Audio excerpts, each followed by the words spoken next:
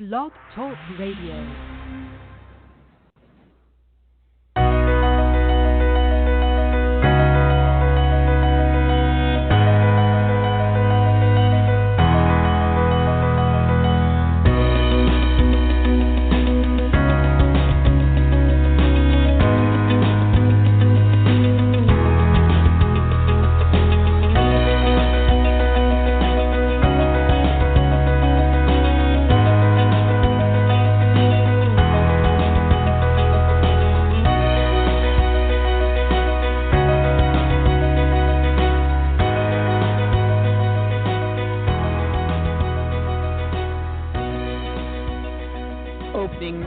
Provided by bensound.com. Welcome, everyone, to today's Earth Energy Forecast Show on this Tuesday, July 16th, 2019.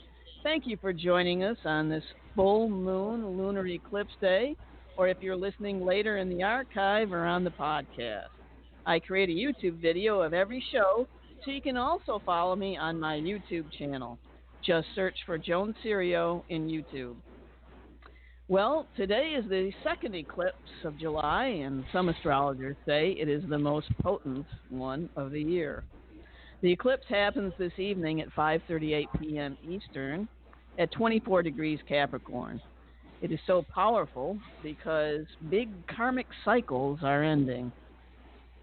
It is a turning point for all of us. This is a time of letting go, and whatever changes come in our lives as a result of this eclipse will be permanent. There is no going back to what was. More information about these changes will be revealed after the planets go direct in 2020. This Cancer Capricorn North Node, South Node axis is taking us into our hearts and emotions and asks us to balance this with our power and place in the world. We are now taking responsibility for ourselves in a new way because we're redefining what the words career and success mean. With Saturn and Pluto and Capricorn, the old societal structures and ways are crumbling. What should we recreate in their place? We must ask our hearts and come from there, and only from this place of communion with the universe can we build lasting structures based in love and compassion, not fear and competition. The heart is the seat of our emotions, and what better topic to talk about today but the element that represents emotion, water. Today I want to welcome a friend of mine that has devoted over 20 years to loving water, blessing water, and healing through water. Jane Reading has been working on behalf of a healthy environment and clean water for decades. In 1993, Jane received a vision in meditation that guided her to think about water from a metaphysical perspective. Trained in hands-on healing, Jane applies energy healing principles to clear and restore both the waters in the environment and the waters in our bodies. She teaches workshops that deepen our relationship to water, and she also encourages us to embrace our personal mastery and service to the planet. She has been offering healing ceremonies for 20 years and has sponsored a new moon water blessing monthly since 2002. Her website is watertransformations.com, and you can reach her at jane@watertransformations.com. Welcome to the show, Jane. Hi, Joan. Thank you. It's a delight to be with you. Well, thanks for joining us today. It's so wonderful to have you on the show. We've done work together in the past, and I know your work is wonderful, and it continues today, and we both share something in common other than water. We share that love for water and that respect and just how valuable and important water is.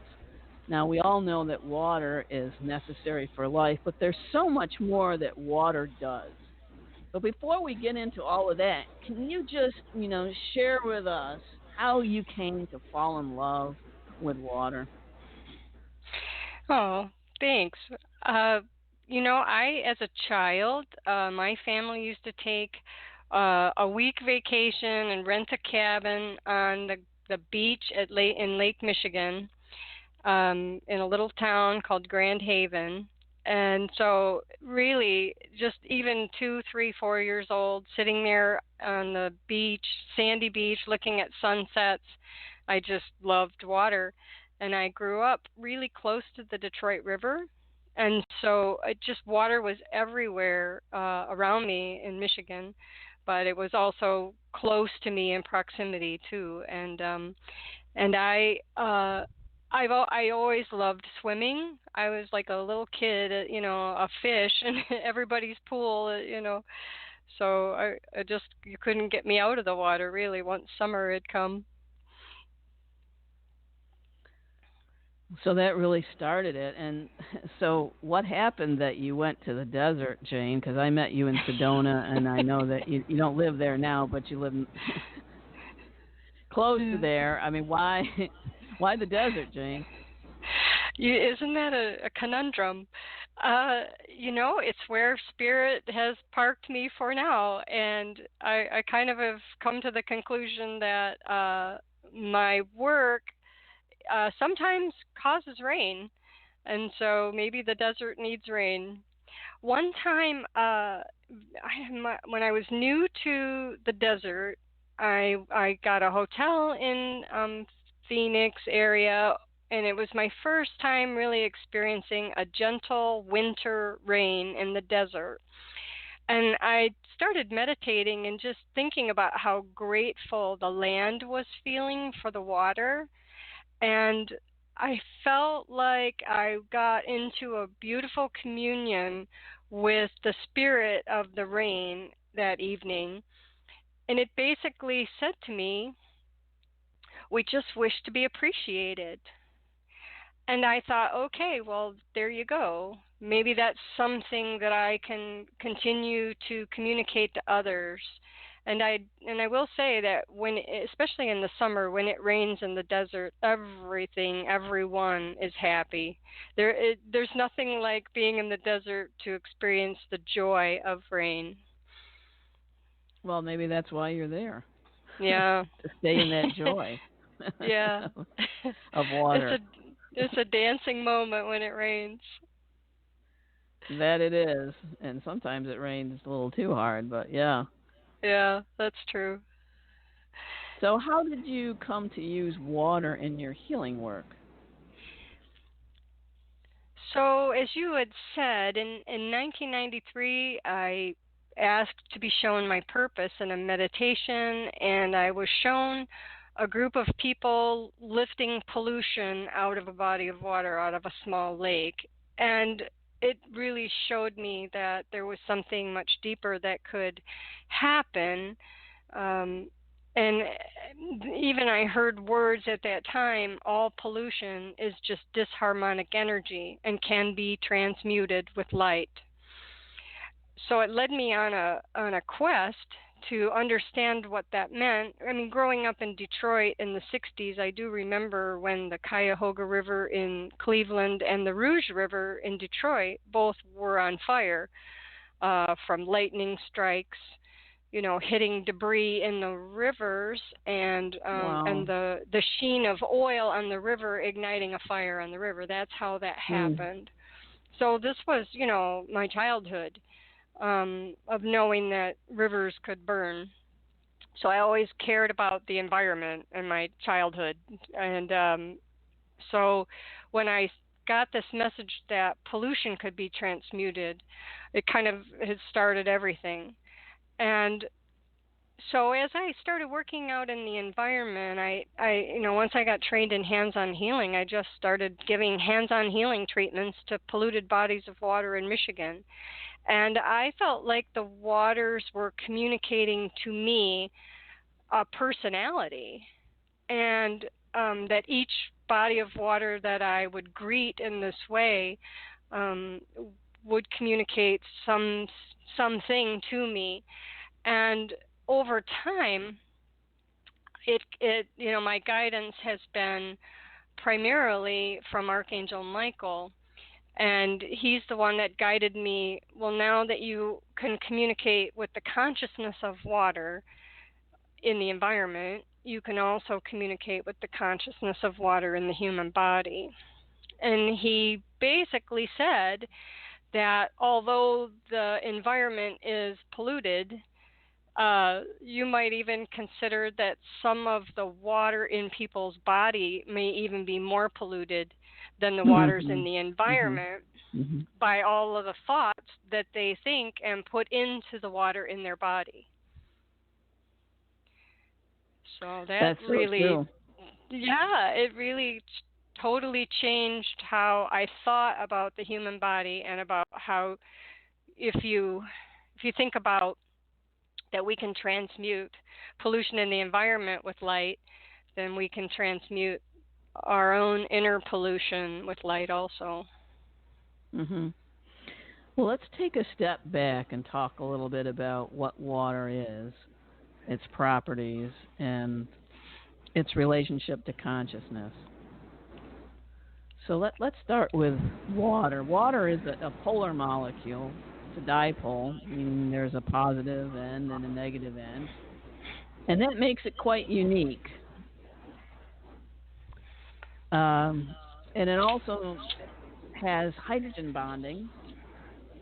The hydrogens can bond with the oxygen molecule atom of another water molecule, and that allows it to be have a high boiling point. So, what other qualities of water make it unique and factor into your work?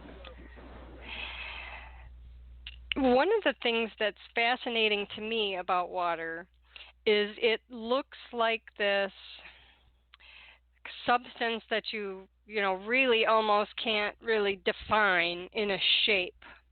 And yet, if you freeze it, you get a snowflake, which absolutely has a geometric pattern and its own individual geometric pattern within it. So to me, it's mirroring the same idea of us as individual consciousness as a part of a greater consciousness. So each individual water molecule holds its own consciousness, but is part of the whole of all water and the consciousness of all water. So I just find just the geometry that you can see the geometry of life in water to be ultimately fascinating. Yes, and we could see that in Dr.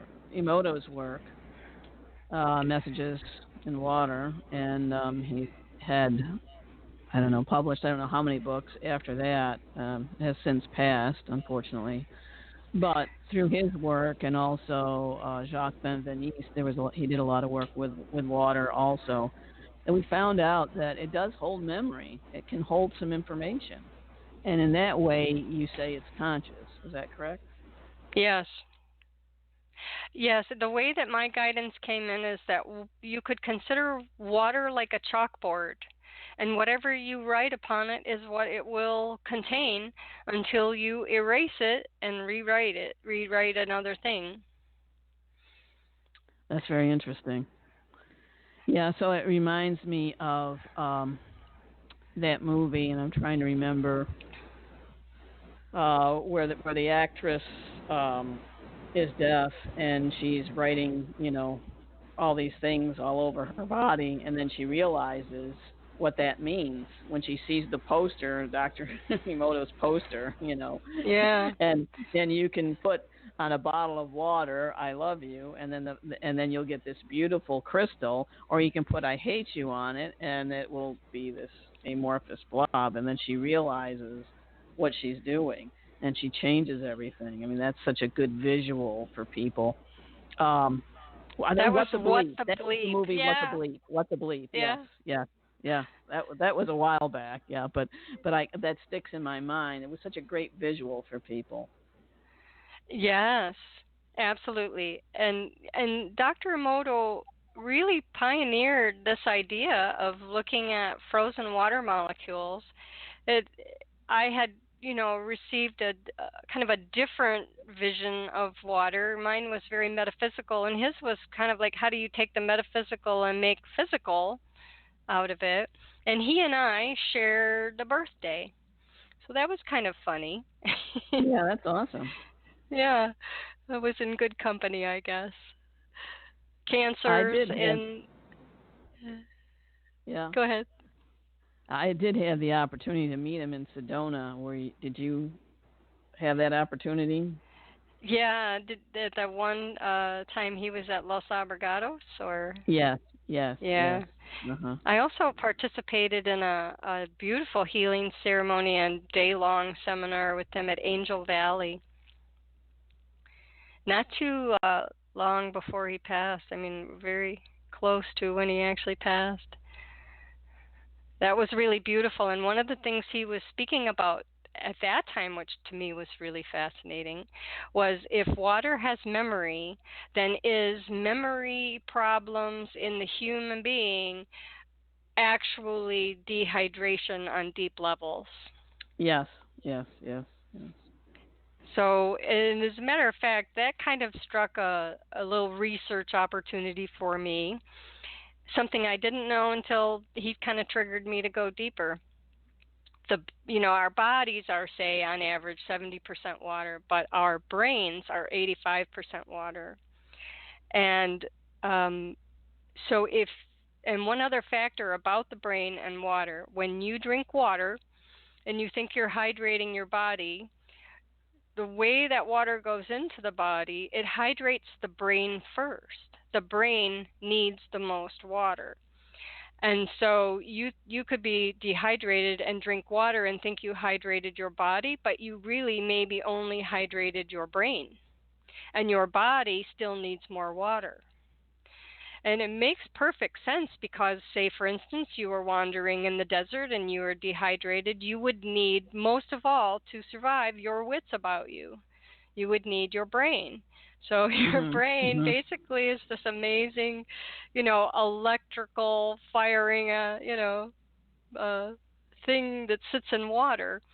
And Mhm. so I always suggest to people drink more water than you think you need, especially if you're thirsty. Definitely, definitely. And it's interesting because Stuart Hammerhoff, who is a physician, he's an anesthesiologist, obviously knows about consciousness because he's sedating people, but also has been studying the roots of consciousness. And he feels that it's the microtubules within the cells that transfer the consciousness in the body and what's inside a microtubule. These are like the little skeletal structures of a cell. It's like the skeletal system of a cell, and they're hexagonal shaped. And it's quite interesting that snowflakes and water crystals are all hexagonally shaped, and inside those microtubules is water. And so it's Wow. really the water that is transferring the information, because he says that they can go what's called super radiant. So they start to vibrate at the same frequency. And so it's like using a set of dominoes, only just imagine all those dominoes vibrating. And when one touches another, it starts to vibrate at the same frequency, and on and on and on. And so that's what can create this super highway. Fascinating. And yeah, and that's how information can quickly go through um, the body. Yeah, so it's really the water. And It so makes what else? sense to me that consciousness exists within the water in the body as because there's no part of the body where water doesn't travel to. Well, Um, yes, and because as above so below, there's no part of the universe where there isn't water. to me, I find it so amazing that on this planet, really, life exists because of water. And so the way that I've come to see it is it's the primary component for creation. And if you think about it in this way of it having all the potential for creation to happen, even so much as the way a baby water for 9 months in a womb, 98%, or 98% seawater. I think sea-like water is what amniotic fluid is. But everything grows in water. I mean, we're water beings before we're land beings. So it's creational at its foundation. And so why not utilize that understanding in everything that you create? Yes, because everything does have water, and a lot of the well-known water researchers say that water is, no matter where it is, it's connected. It's intelligently connected. So whether it's out on, on that black hole, or whether it's out in, another constellation, or whether it's in Lake Michigan or within your body, it's all connected. It's all intelligently linked. I, isn't it a lovely thing that we're living at this time, where we have these levels of understanding? To me, that's a great gift. Yes, yes. And of course it's one of the elements, so of course it's definitely needed. And I think that water is the medium through which the language of light is written. I say that in my book Hardwired to Heaven, because Mhm. without water we couldn't translate the information that we get from light into a usable form within our bodies. I call it like the signalman on the ship. Yeah. How ships will have signal people on, and they're signaling, okay, we're putting up this flag and this flag and this way and this way, and that's what water will do. It can structure itself. We have what's called structured water because it's a Yeah. polar molecule. It can line up and form different through the hydrogen bonds. It can form and break and reshape and all, and so we get these different forms, and it's really Yeah. the form that informs, as you know, because you work with sacred geometry. um, Mhm. and so water is part of that. Everything's part of sacred geometry, and we do have those sacred geometry forms that are imparting that information to our bodies. I couldn't have said it better. That's wonderful. So how then let's put it this way, what does water teach us about the intelligence of life? One of the things that I've been working with a lot lately is the mirroring aspect of water. And the first thought that came to me about that, when you look into still water, you see a reflection. And so, did self awareness begin in consciousness because people had a mirror? Up until you realized that water was reflective, could you contemplate yourself? But in the mirror aspect of water, you see yourself, and then you wonder about yourself because you're looking in a mirror. And then if you extrapolate that out, just in its fundamental principle, I mean, just that alone, that water has a mirror aspect to it, is just, phenomenal. But I think where we're at right now on the planet is that the water is mirroring to us our consciousness. And if we listen, we can see our consciousness and where what the message is of where we can change and grow and evolve, so that we understand that we need to be in a deeper relationship, not only with water but with Mother Earth. Yes, that's really interesting. Yeah, because Mother Earth is 70% water, just like our body is about 70% water. Like you said, as And above, so below. below, it's all, you study, as they said, you can study the human body and you would know the universe, um, because it is Say that for way. in, yeah, say for instance, this is just dropping in. Say for instance, the topic of overfishing. So, what is what is water mirroring us? That we're taking too much, and um, and so we've upset the balance by taking too much instead of thinking, well, there's a balance that needs to be maintained, and I'll take what I need, but I'll also manage my hunger for things, for my hunger to be satiated at all times and in this way that I want it to be, as opposed to what's in balance with the earth. Mhm. Mhm. It's Exactly. it's like that selfishness. I want what I want when I want it, and it has to be my way and all of that. Well, this is what the earth to me is kind of showing us. Like, well, yeah, you can have it, and then you may exhaust it. And if you look historically, lots of lots of humans on the earth have exhausted the local resources and had to move on. But at this stage in the Earth's evolution, I think that the message is just really loud and clear to, she's asking us to be in a better relationship with her, but also I think she's asking for us to be in a better relationship with each other.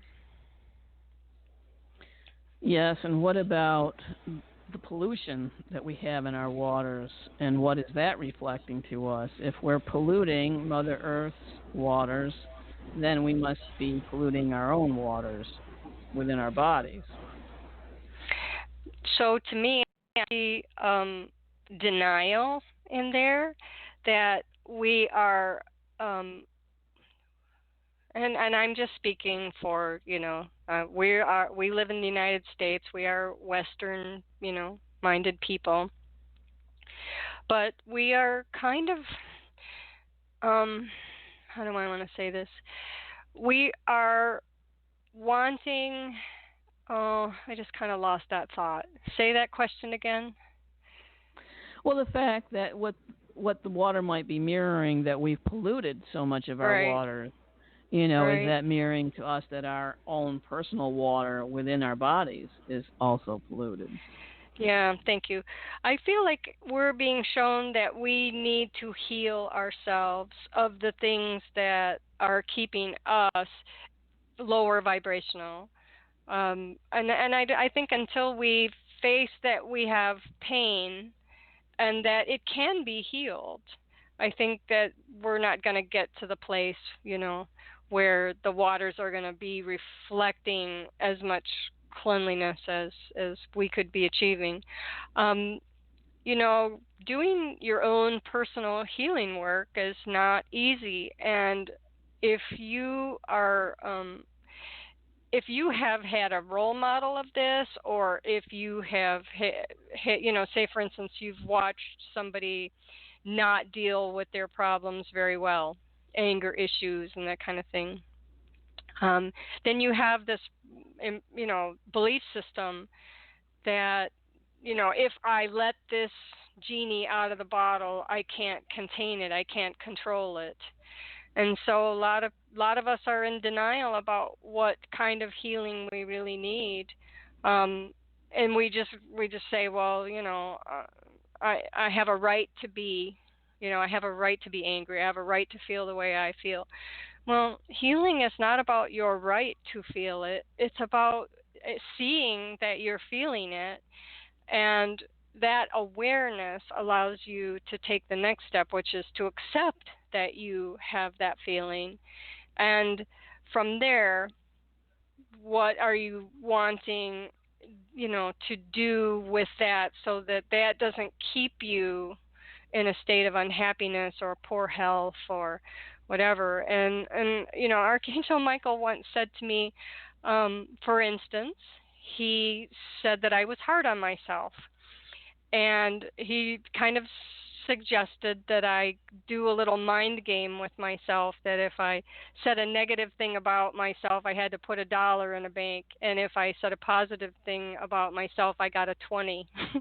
And um it was such a funny, little game, but he basically was just saying, this is um what you have to kind of do is when you acknowledge that you're feeling a certain way that you wish you weren't, you just take a breath and say, "Oh, well, I love myself anyway." Mhm. Mhm. And so you were literally investing in yourself. Yes. He's a good simple teacher.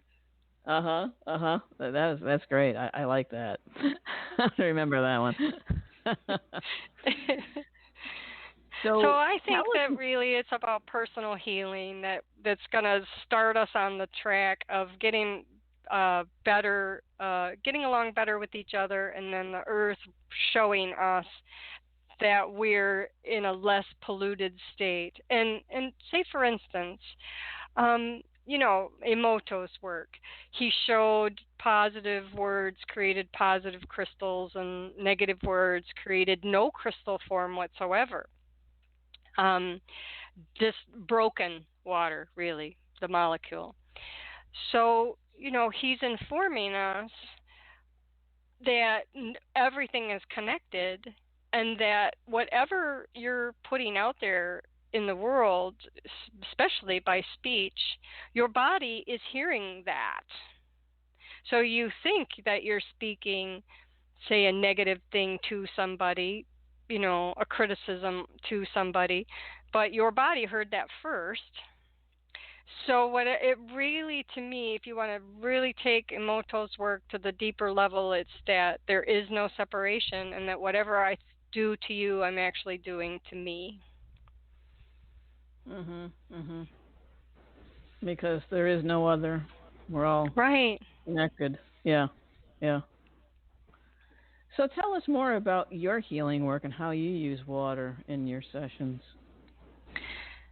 So when I'm working with somebody, I ask to be in a conversation, like I introduce myself to the water of that person, and ask if there's anything that the water would like to show or tell me about what's going on within the water and within the body.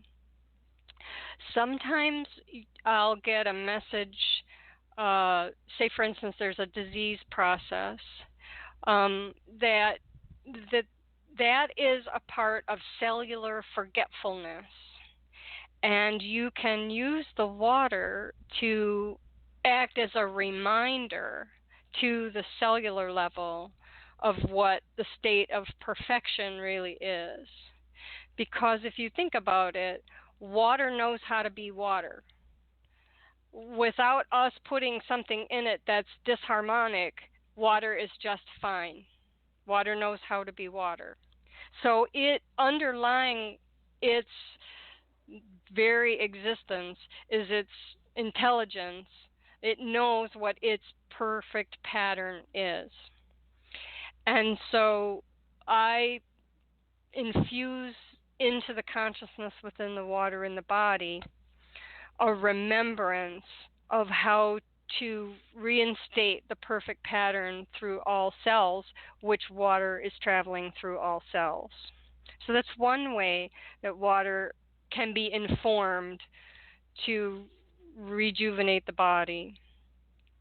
Another thing that Archangel Michael told me one time is that, and this was 15 years ago, he said it will be shown that the electrical firing in the brain is very much related to the balance of water in the brain. And so that's another reason to stay very hydrated, because our electrical firing, it doesn't happen without enough water. Right.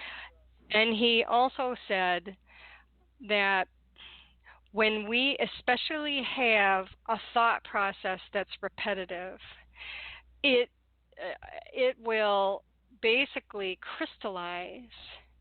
And so then you wonder, why can't you free yourself of a particular thought pattern?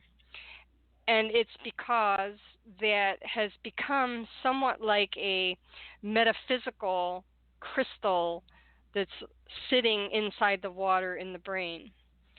And he pretty much guided me to use energy healing to energize the water in the brain to dissolve those crystals so that you can become free of the patterns of thinking that don't serve you.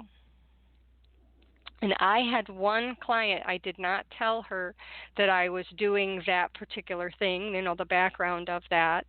And when we finished, she told me that when I was working on her head, she heard this sound of cracking. And that was such a great piece of feedback, as if she Wow, became aware that the crystalline structures of frozen thoughts, were breaking up in her brain. that's awesome. I And can you know. do that remotely, or does someone have to be there with you, Jane? Nope, I can do this remotely. And I'm also So on anyone that, Zoom, so we could be in the same, we could do, you can be live on the computer and hear me yep. speaking to you kind of thing, Hmm. All right. So anybody listening then could partake in this. Mhm. Okay. Yeah. What else? How else do you use water? I had this lovely dream one time that showed me a very simple technique for getting back in the flow when you feel like you've somehow your life just is not in the flow, like everything just seems to be really difficult, or you seem to have stepped off your path, etc. And what I was shown was a bowl of water. To get a bowl of water, just sit at the table and run your hand in the bowl in a circular pattern as if you're creating a whirlpool. And once you've got that water going, say for instance in a clockwise direction, and it's going and going, then stop your hand and move in the opposite direction. And what you will feel is what resistance feels like on an energetic level. And if you it's so fascinating because I feel like I'm kind of a kinesthetic person, and so I think sometimes that's the kind of teachings that spirit gives me, is to get the body involved, because once my Hmm. body's involved then my consciousness gets it better. And that was the perfect process for me to begin to put myself into the understanding of, when I'm feeling resistance, what does it really feel like? And once you've kind of worked with that a little bit and gotten the sense of like that resistance on your hand to go in the opposite direction of what flow felt like, you all of a sudden, then when you enter into situations, you can use that kind of body awareness to go, well, does this situation feel like it's fluid? Does it feel that it's in the flow, or does it feel as if it's giving me resistance? And what is the message there for me? Am I to wait? Am I to look for a different thing to feel more in the flow, or do I push against this one because that is a necessary technique? But for the most part, I don't think that we need to push against very much in life, only when our boundaries are violated, but Hmm. or pushed on, and you need to push back. But it's a fascinating, simple little technique to put yourself into the consciousness of like, okay, what does flow feel like, and how do I know when I'm in it so that my life flows? And I'm not saying that there aren't, situations in life that challenge us and don't go the way we want, etc. But then there is a greater flow to certain situations, and sometimes arguing is not really the best way to resolve something. And so if you put yourself more in flow consciousness, it's an allowing, and it's also um, something where you're putting yourself in a place where spirit can give you the better option than your mind can imagine. That's beautiful. You have such great little tips and techniques that are very Thank you. simple but very Thank you. powerful. I'm Yeah. always amazed at these things that arrive. Are you able to channel Archangel Michael still? Does he still give you Yes, information? yes. It's it's one of those things where I'm becoming a little bit more of a vocal channel for him, but I wouldn't hang a shingle for that. So, what about Fukushima or the Gulf oil spill and what happened to the waters there? Uh, were you able to connect with the waters, or could you connect with the waters now? And what message does water have for us after those incidents? I have worked with the Gulf of Mexico so much, and also Fukushima. Um, as you said in my introduction, I will say this as an invitation to people. Once a month, I choose a body of water that's experiencing stress, and on the new moon, we do a meditation just to tune into how can I be of service and how can I offer love to this body of water and for the thriving of all life. And so I have chosen the Gulf of Mexico many times because that body of water is uh, challenged on many fronts, and so I work with that body of water a lot. And just the other day there was an article that I did put on my Water Transformations Facebook page that said that all 21 beaches on the Mississippi coast of the Gulf of Mexico were closed because of blue-green algae. And so I put it up on Facebook. Okay, everybody, prayers, please. So the Gulf of Mexico is one of those things that if ever you have a mind to offer love and prayers for the restoration of the water, the Gulf of Mexico to me is probably the number one thing for people in the United States to be loving and Hmm. asking, how can I be of service? What can I do to help? And I find that if I just ask that question, I get lovely answers. Just as an aside, uh, I led a group um, to do a water blessing meditation for the Maumee River in Ohio, which feeds the Lake Erie, which also has this problem of algae. And I connected in with that there was algae in that river and that the river felt like it couldn't breathe properly.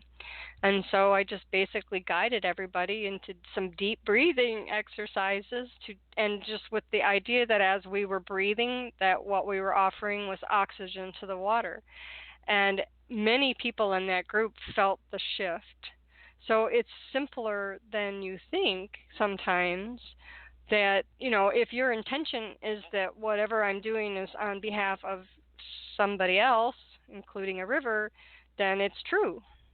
And that's kind of what I mean about embracing your personal mastery is the power of intention is real. And if we allow ourselves to believe that we're making a difference on an energy level, then we are. But if you don't think that intentions work, then guess what? They don't. And if you think they work, they do. So, regards Fukushima, um, right after Fukushima, I actually asked to visit someone that channels in Phoenix, who channels Archangel Michael, Ann Albers. I I requested an emergency session with her, and as a and told her what I wanted, and she, as soon as she had a cancellation, she worked with me, and we channeled from Archangel Michael. It was just nice to have somebody to talk to him, because Fukushima was so big. I went ahead and asked for outside help, and he gave me such amazing information about Fukushima and how to work with it and how to see it. And one of the first things he said was, people want to place a lot of judgment on the situation. However, people, yes, maybe now we might choose not to build nuclear power, but the idea that existed when nuclear power was developed was basically energy to heat homes and cook food and supply energy for our lives. And so the essence of the creation of nuclear energy was not a negative thing from the aspect of using it for power. And so just coming at it from a little bit different angle and seeing that there's nothing wrong with wanting to cook food and heat your homes and, raise your families and allow for yourself to step into a little less judgment about the situation was a helpful directive that he gave me. Another thing he said was to offer blessings to the people and the water in their bodies, and for all of the food that they eat, for all of the water contained in the food that they eat, to Mhm. hold a higher Mhm. frequency of purity and perfection. Mhm. Mhm. So just even working on it at that very simple level.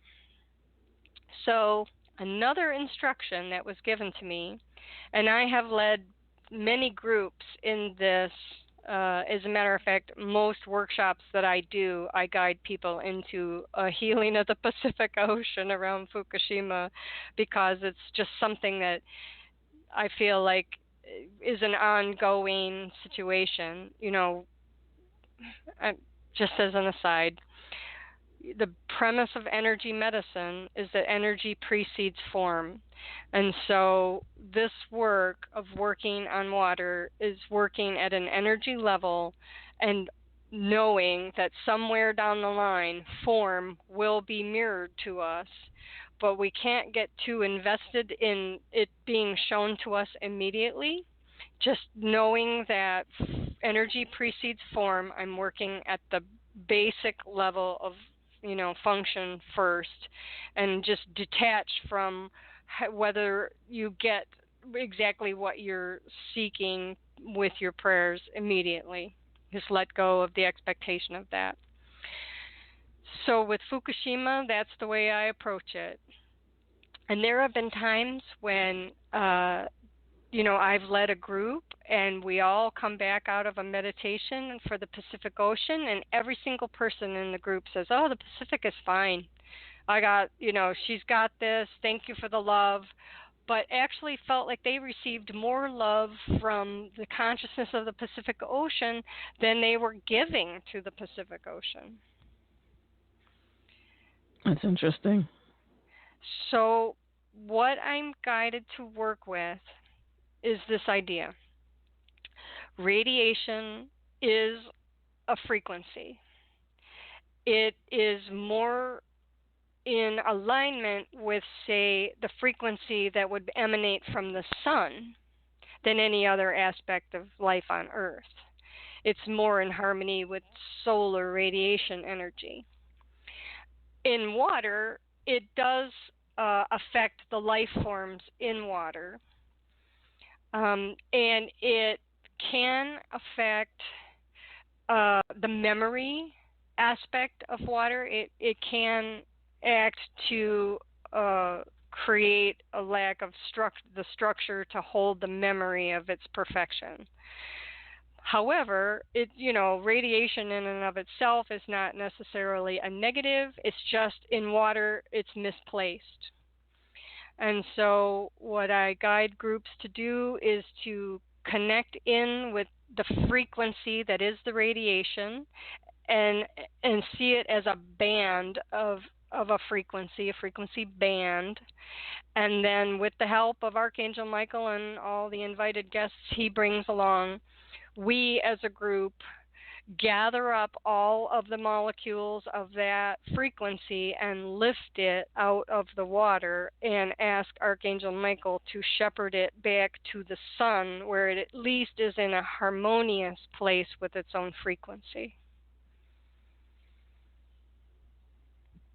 That's powerful. It's been really amazing to work with. So, what have you learned from all of these experiences with all of these groups? That anybody can do this, and that whatever you can imagine, whatever drops in for you, is of of a positive and heartfelt intention, is felt on many levels, and all of the beings that live within water are very grateful to receive the fact that we care. And so, from my perspective, I feel like I'm on a journey right now to share my heart with people. Like, what is your love story with water? Because if you care about water, like Jacques Cousteau said, people protect what they love. And everybody has something about water that they love. They love a hot bath, they love a long shower, they love the little pond in their subdivision or the fountain in their house or backyard, and the sound that comes from that fountain. Everybody has something that about water that they love. And so, what is that thing within you? Because that's what's going to open you up to caring about having a deeper understanding and relationship for water or any life of any kind, whether that be a whale or a pelican, to be in communication with you. And communication can and does happen. And and communication with the natural world is amazingly fun, but it all really comes down to caring, and how you care is to connect in with what aspect of water do you love, and be grateful and thank that water that participates in that love with you.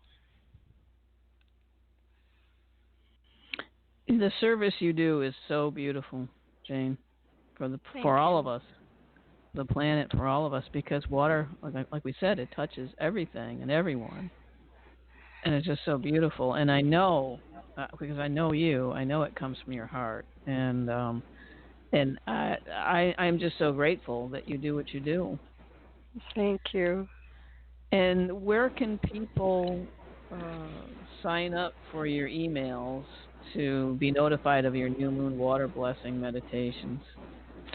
On my website, watertransformations.com, there is a link on the menu for subscribing to the newsletter, and people can email me, Jane at Water Transformations.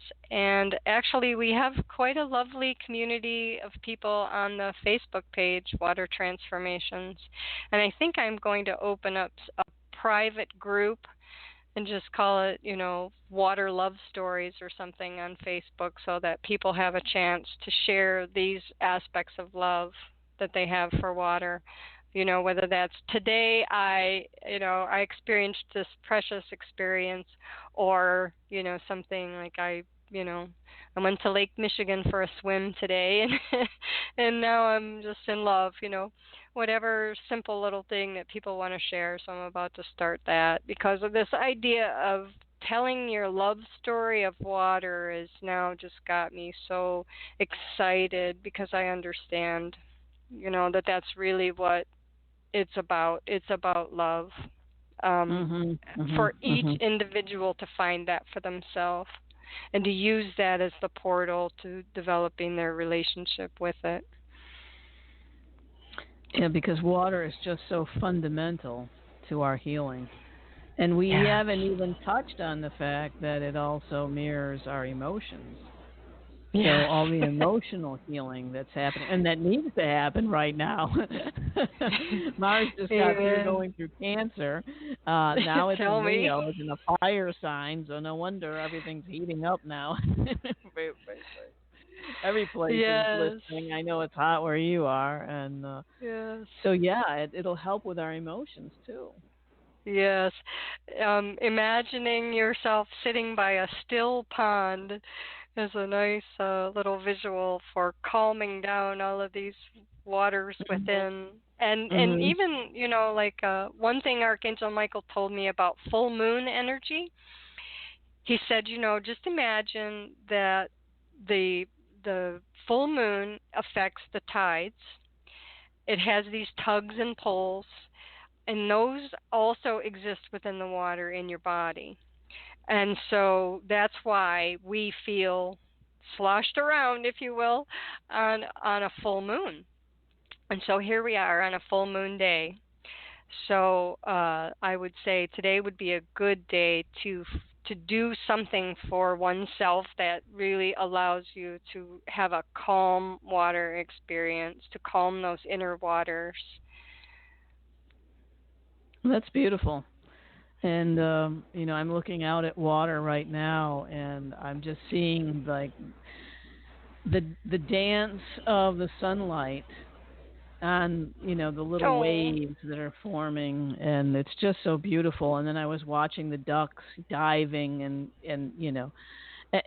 I just am so blessed to have been here all these years for little over 8 years now, to look out at water every day. And it was interesting when I wrote the chapter on blood and water and Hardware to Heaven. I was staying on Gold Beach, Oregon, and overlooking the Pacific Ocean. So I definitely have a love affair with water, and it has a love affair with me. you know what there I and I'll even say thank you for the times that you've even sent me an email and said, "Have you seen this particular situation?" I know one for sure that we included Lake Ontario in our water meditation because you Yes. brought it to my attention what was going on, and so I invite anybody that's got something that they want to bring to my attention to do so. I mean, for instance, there's a serious shortage of water in Chennai, India right now. So maybe we could all say a little prayer for them to have some return of water to a very large city that's really in struggle right now. Mhm. Mhm. Definitely. And that the water everywhere comes back into balance, into its Balance. pure, divine, crystalline form that works beautifully everywhere, easily, and transfers that information that we all need. Because I mean, if anybody knows that if you water a plant with water from the tap versus it getting water, natural water, rainwater, it always does better with the rainwater. Always. Isn't that amazing? It's so true. Because it loses the information, it loses some of its structure, and that structure is the information, and we need that. We need water, and what Dr. Emoto used to say: "Water, I love you. Water, I thank you. Water, I respect you." And then Mhm. Katumi, oh no, it was Dwa Cool channeled this. Terry Newland in Sedona channeled it. Draw cool and said to add, and please bring enlightenment to all those with whom you come in contact. And so when I'm around water, I Mm. usually say that prayer. So, Thanks. That's lovely. well, thank you so much, Jane. Is there Thank anything you. else that you want to share or say to the water today? I love what you said. Thank you. I love you. I do Ho'oponopono a lot Hmm. because, that idea is to restructure ourselves and then that emanates out into the world. So I'm sorry. Please forgive me. Thank you. I love you. Mhm. Mhm. Beautiful. Well, thank you, Jane, for coming on the show today. I so appreciate your wisdom and your love for water and your service to the planet and to water. Thanks. Love your water today. Yeah, love your water. Yeah. Love it before you drink it, especially too. Always do that. Absolutely. Yes. It'll taste Okay. better. It will. It'll certainly help you. Okay, so wonderful show today. And next week, I have Carl Kellerman coming on. He is an author and a Mayan calendar expert. I am so excited to bring him on. He's going to talk about our current place in the multidimensional Mayan calendar. Not to be missed. That's next Tuesday, July 23rd, 2 p.m. Eastern, right here on Earth Energy Forecast. So much love to everyone. Enjoy this day.